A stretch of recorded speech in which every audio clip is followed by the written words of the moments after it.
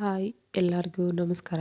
ಹೇಗಿದ್ದೀರಾ? ಚೆನ್ನಾಗಿದ್ದೀರಿ ಅಂದ್ಕೊಂಡಿದ್ದೀನಿ. ಬನ್ನಿ ಇವತ್ತು ಚಪಾತಿ ತರಕಾರಿ ಮಿಕ್ಸ್ ಗೊಜ್ಜು ಮಾಡೋಣ. ಮಾಡೋದು ಹೇಗಂತ ನೋಡೋಣ. ಒಂದು ಪಾತ್ರೆ ಇಟ್ಕೊಂಡು ಅದಕ್ಕೆ ಸ್ವಲ್ಪ ಎಣ್ಣೆ ಹಾಕ್ಕೊಂಡಿದ್ದೀನಿ. ಎಣ್ಣೆ ಬಿಸಿ ಆಗಲಿ. ಎಣ್ಣೆ ಬಿಸಿ ಆದ ನಂತರ ಮೀಡಿಯಮ್ ಸೈಜು ಈರುಳ್ಳಿನ ಚಿಕ್ಕ ಚಿಕ್ಕದಾಗಿ ಕಟ್ ಮಾಡಿ ಇಟ್ಕೊಂಡಿದ್ದೆ, ಅದನ್ನ ಸೇರಿಸ್ಕೊತಾ ಇದ್ದೀನಿ.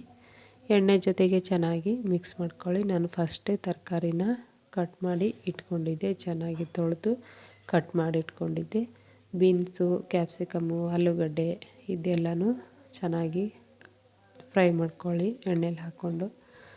ಇದಾದಮೇಲೆ ಸ್ವಲ್ಪ ಟೊಮೊಟೊ ಹಾಕ್ಕೊಂಡಿದ್ದೀನಿ, ಒಂದೇ ಒಂದು ಟೊಮೊಟೊನೂ ಈ ಎಲ್ಲ ತರಕಾರಿನೂ ಚೆನ್ನಾಗಿ ಮಿಕ್ಸ್ ಮಾಡ್ಕೊಳ್ಳಿ.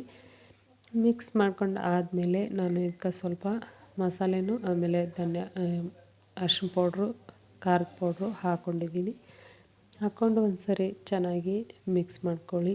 ತರಕಾರಿ ಹಾಕಿರೋ ಪೌಡ್ರು ಎಲ್ಲನೂ ಒಂದು ಸರಿ ಚೆನ್ನಾಗಿ ಮಿಕ್ಸ್ ಮಾಡ್ಕೊಂಡು ಆದಮೇಲೆ ಈಗ ಸ್ವಲ್ಪ ರುಚಿಗೆ ತಕ್ಕಷ್ಟು ಉಪ್ಪು ಹಾಕ್ಕೋತಾ ಇದ್ದೀನಿ. ನೋಡ್ಕೊಂಡು ಹಾಕ್ಕೊಳ್ಳಿ.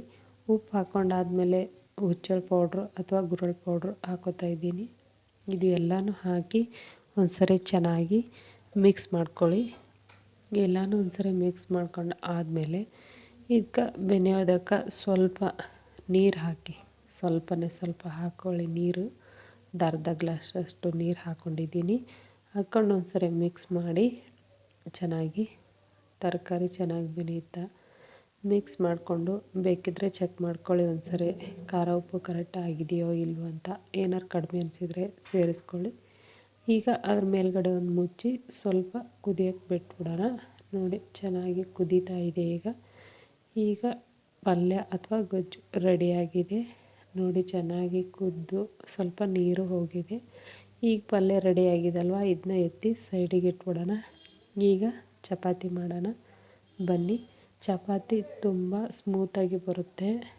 ಒಂದೇ ಚಪಾತಿಯಲ್ಲಿ 4 ಪದರು ಬರೋ ಥರ ಮಾಡೋಣ. ಬನ್ನಿ ಮಾಡೋದು ಯಾವ ಥರ ಅಂತ. ಈಗ ಒಂದೇ ತಗೊಂಡು ಮಾಡ್ತಾಯಿದ್ದೀನಿ ನೋಡಿ.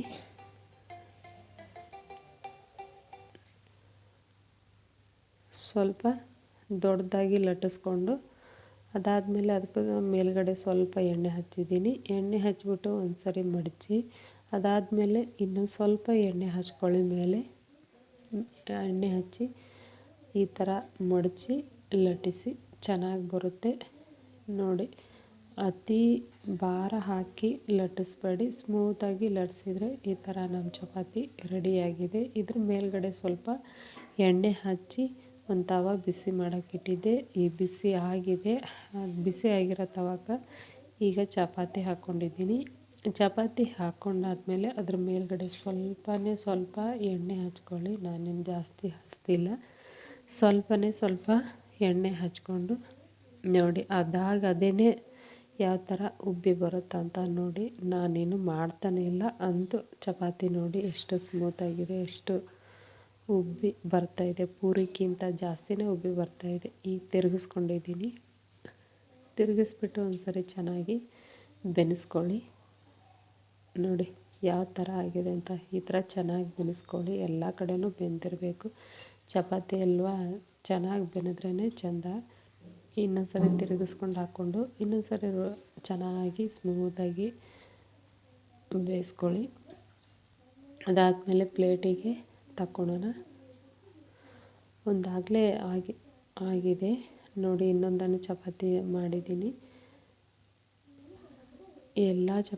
ಇವೆರಡು ಚಪಾತಿನೂ ಇಟ್ಟು ಆಮೇಲೆ ಮಿಕ್ಸ್ ಆಗಿರೋ ತರಕಾರಿ ಗೊಜ್ಜು ಇಟ್ಟು ರೆಡಿ ಮಾಡಿದ್ದೀನಿ ನೋಡಿ. ಒಂದೇ ಚಪಾತಿಯಲ್ಲಿ 4 ಪದರು ಬಂದಿದೆ. ಎಷ್ಟು ಸ್ಮೂತಾಗಿರುತ್ತೆ ಅಂದರೆ ಚೆನ್ನಾಗಿರುತ್ತೆ, ತಿನ್ನೋಕ್ಕೂ ಚೆನ್ನಾಗಿರುತ್ತೆ, ಟೇಸ್ಟು ತುಂಬ ಚೆನ್ನಾಗಿರುತ್ತೆ. ಆಮೇಲೆ ನೋಡಿ ಎಷ್ಟು ಸ್ಮೂತಾಗಿದೆ. ಇದು ಇನ್ನೂ ಒಂದು ಬಾಕ್ಸಲ್ಲಿ ಹಾಕಿಟ್ರೆ ಇನ್ನೂ ಸ್ಮೂತಾಗಿರುತ್ತೆ.